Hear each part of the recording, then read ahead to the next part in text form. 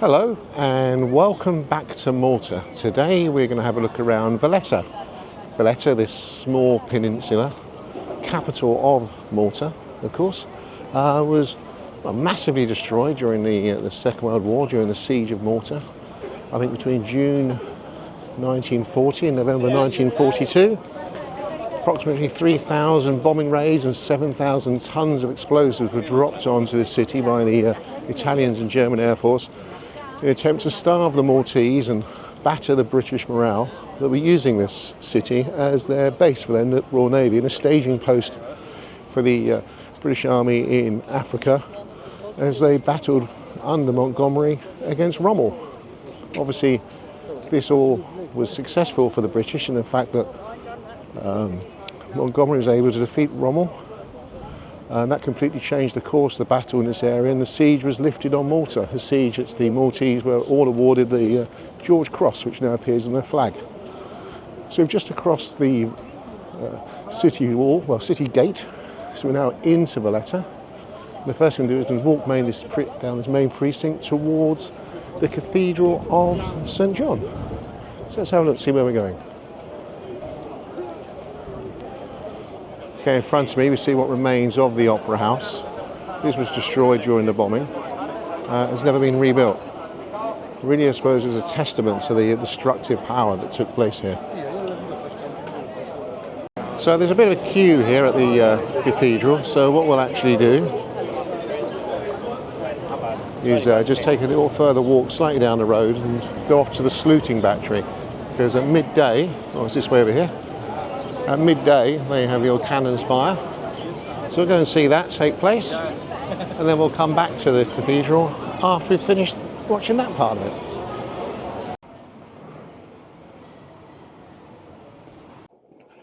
Something to note when coming to Valletta, especially if you have difficulty walking, I suppose, is there are a lot of stairs.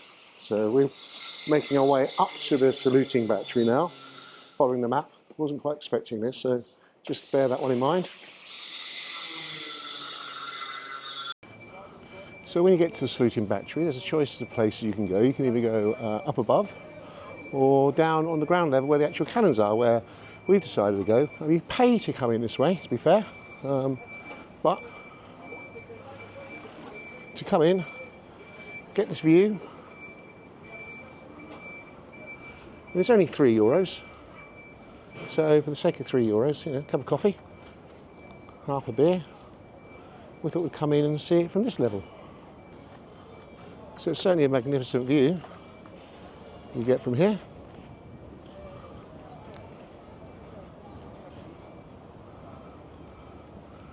So across we see the three cities, as they call it themselves, in the Grand Harbour. I mean, to be fair, the view is not brilliant simply because of the sand that's blowing in across from the Sahara at the moment. So the visibility is pretty poor.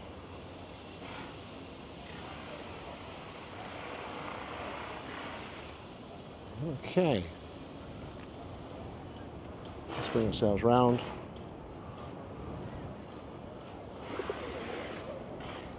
So yeah, so the free viewing area is from the park up the top there. Just in front of me you can see a very large MSC cruise ship docked in here. So obviously if you come by a cruise, this is where you'll be docking, just by the saluting deck.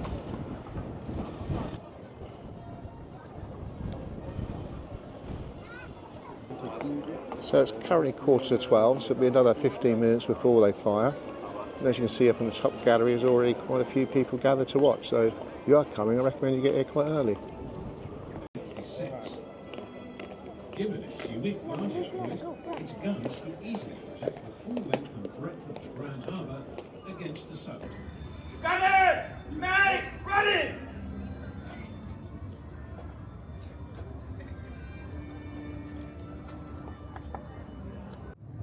Moving on! Fire! Oh, this big one.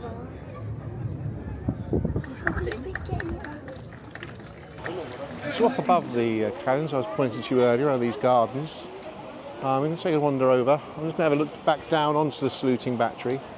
from where we've just stood. So you can see what your view would have been if you'd been actually standing up here and be a cheapskate, not while paying the €3 which they use to help maintain this tradition, because it's all done by a trust, volunteers shall we say, so it's not paid for by the Maltese government. So let's go and have a look to see what you would see if you were up here.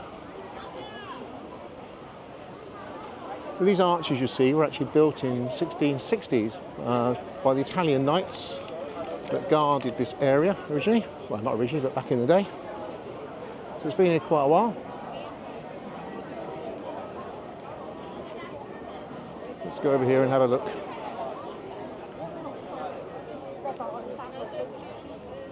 See, splendid view of the harbour.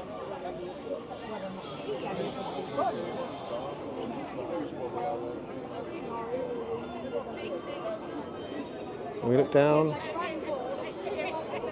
Number 7 gun.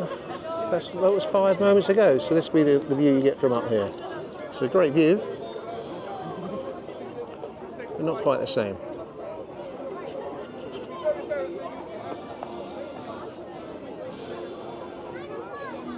There's a pity there's so much sand in here, really obstructing the view across the 3 cities. Okay, so just walk back slightly further into the garden. You're particularly thirsty, thought fancy a drink, and there's really 2 drinks which seem to dominate the market out here. You know, classic drinks for Malta. And so the first one of these, I'll just spin the camera around actually, just so you can see. So here we have the 2 drinks that dominate the market. We've got the Sisk Lager and Kinney. I've got no idea what Kinney actually tastes like. I've never had it before, so we're going to give that one a go. So let's try this. It looks similar to Iron Brew, I think, if you're from Scotland. That's just slightly darker than Iron Brew. The Scot once told me that Iron Brew tastes of freedom, so let's see what Kinney tastes like.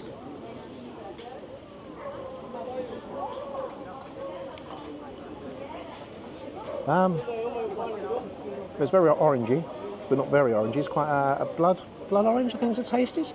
That's what it tastes more like, slightly sweet, but maybe it tastes like Maltese freedom.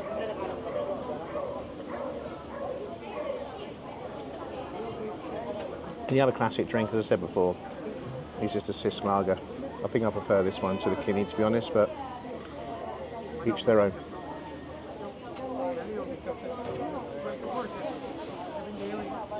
Okay, I've gone back and I've tasted the Kinney again. And now, to be fair,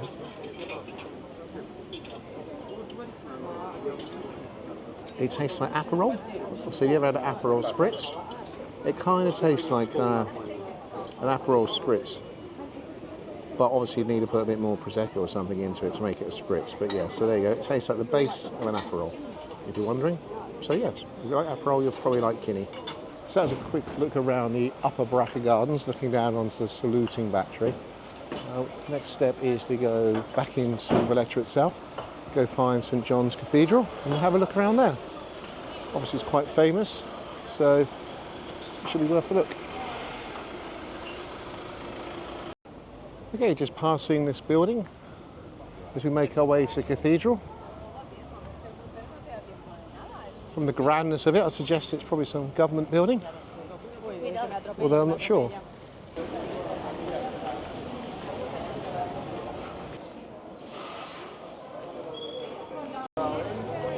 So walking down that side street, we've come across this building, which I'm assuming to be St John's Cathedral, but the side or the exit. So we need to walk round to the other side. The entrance is where we went earlier. So let's walk our way round to the front. Just a quick tip: there's quite a long queue for the tickets to get into the cathedral, but there's a little sign here saying online tickets. Scan the barcode and walk straight past everyone. I bet the easier way of doing it.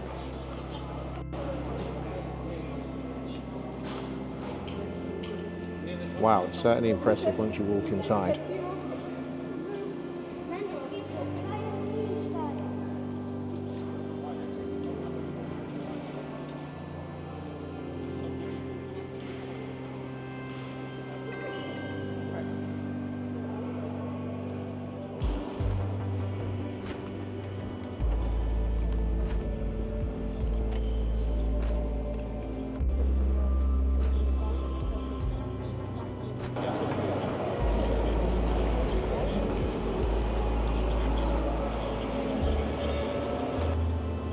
So this whole place only took 4 years to build.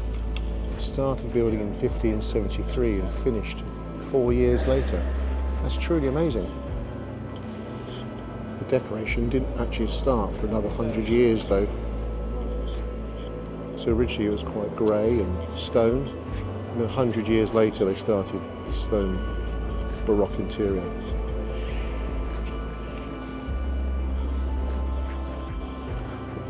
On the floor it's all the marble tombstones. These are all between the 17th and the 18th century. All marble, all unique.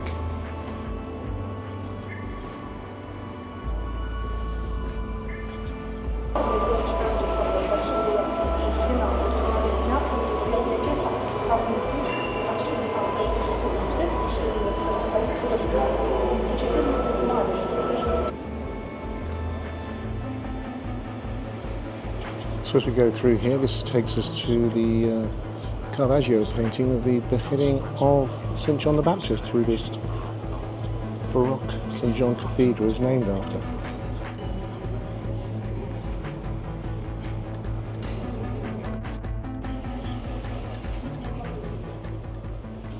So that's our look around St John's Cathedral. It's a bit smaller than I thought, to be honest. Thought it was going to be. Wasn't quite as big as I thought it was going to be, but you know, it's worth looking around. Is it worth €15? Yeah, I suppose it's worth it to see what's there. Some other people may not think so, but some people will, so I'll let you make your own mind up on that one. Next place is to go to the Grandmaster Palace, which is about a 5-minute walk from here, so let's go and have a look at that place next, because obviously that's number 2 on the to-do list when you come to Valletta.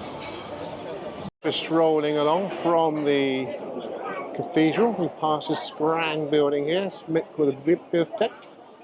My pronunciation's completely wrong. Have a quick look.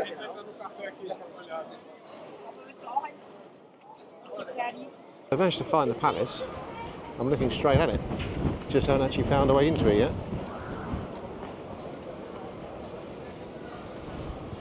There may well be this big entrance here.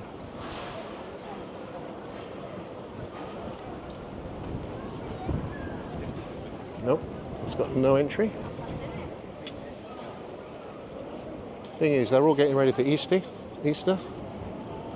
So hopefully it is actually open. So lots of lights being set up. This is obviously for the Good Friday procession. There's quite possibly this entrance over here where it needs to head to.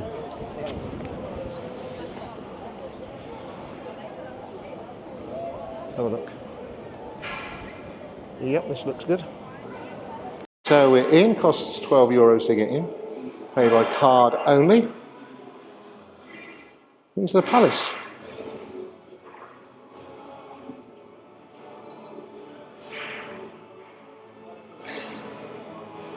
Who knew Valletta was named after John de Valletta?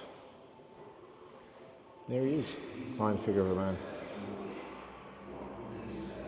Okay, not sure where we're going to, but big staircase.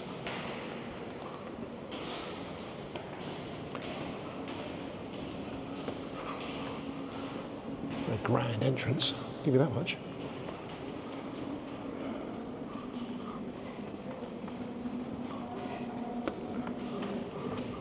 Okay, takes us through to the armoury, or exhibition of the armoury.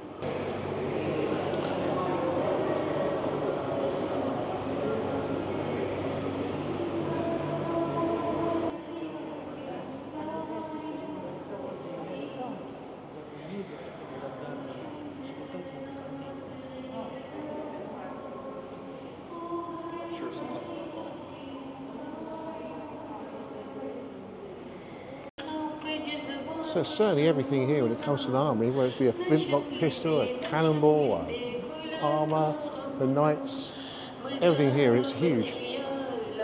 So honestly, I've just walked, must be at least 80 metres up and down. So it's a huge old site, let's spin us around. It's a big old room.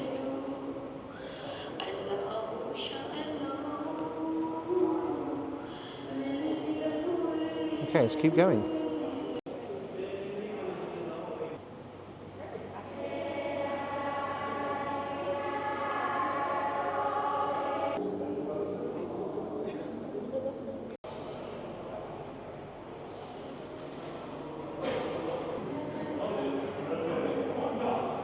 Okay, that's out of the armoury. Now, let's see where this passageway takes us.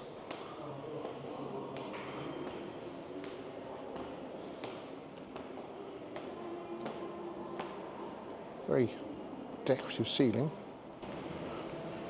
Okay, back through into another passageway, all highly decorated, especially up. And this room within the palace is called the Ambassador's Room. I can't spot any Ferrero Rocher anywhere. Maybe they want some on this table, someone stole them. Now into the council hall.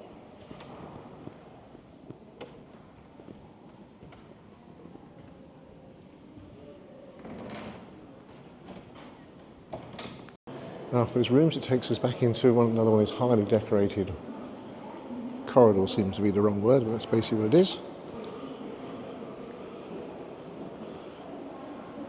And back out the door, and I'm not sure where we end up, but let's go find out.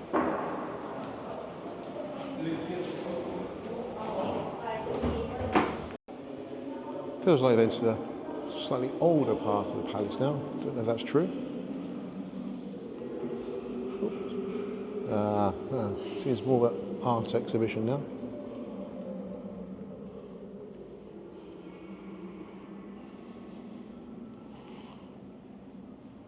The tour of the Royal Palace complete, or Grandmaster's Palace and Governor's Palace and Government Palace and various other things it's been used for. Now it's middle of the afternoon, just after 2. It's been a while since breakfast, so it's time to go find a Scooby snack and see if I can find some traditional Maltese food as well to go with it. So no idea where we're going, but just wander some side alleyways and see what we can find.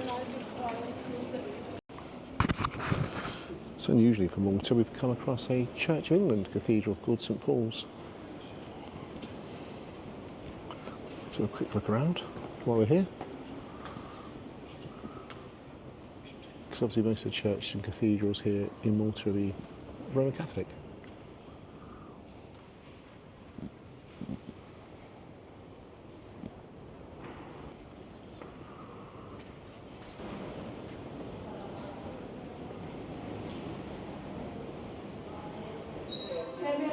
So we've had a little wander around.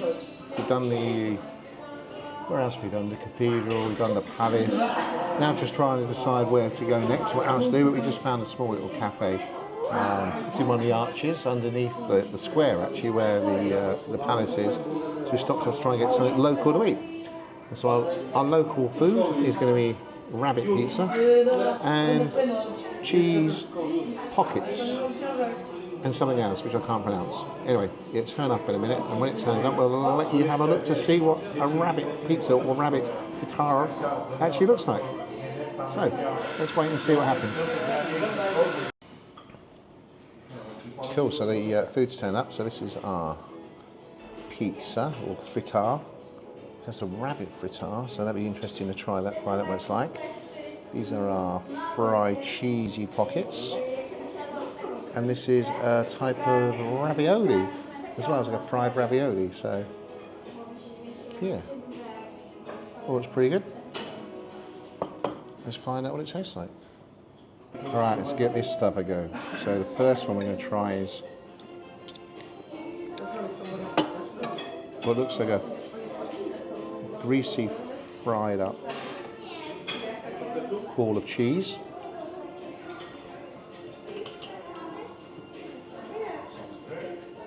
Oh, if you like fried food, you like cheese. That's really nice. That's really good. Okay, let's go for this. It's a ravioli type sort of thing. Okay, slice a bit of that off. Once again, for cheese.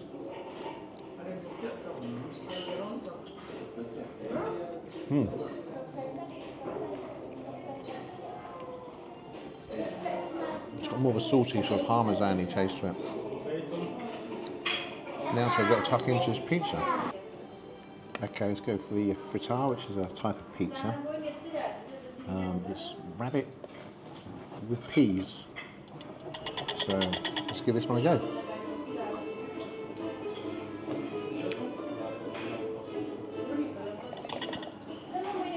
a bit soggy, to be honest. Bit of a soggy bottom pizza, but taste-wise, it's really good. So yeah, no disappointment here. Quite happy to eat this again.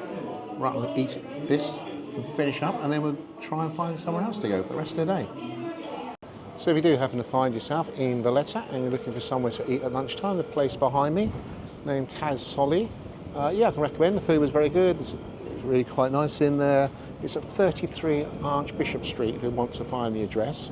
And if you really get lost, you can't find where it is, if I just spin the camera around and look up, yeah, it's right opposite the police station, so it's pretty simple to find.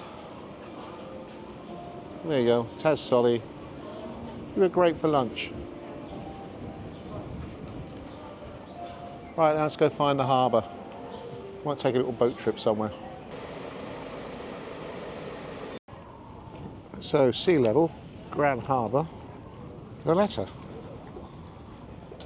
We're just waiting for a little ferry to come over before taking us across the other side.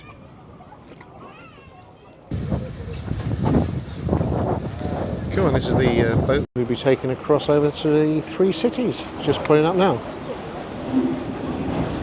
Looks a bit chilly up deck, but hey, I haven't got a coat, so say la vie.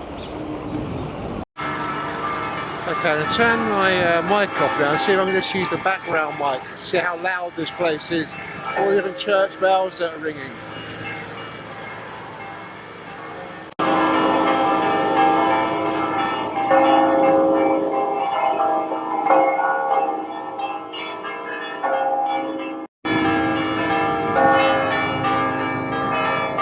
Okay,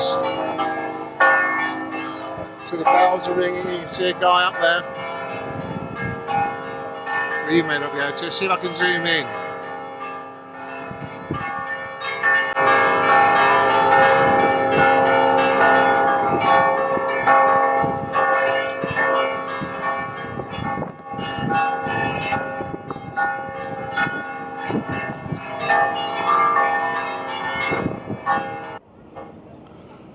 Unfortunately, the little tourist train stopped running.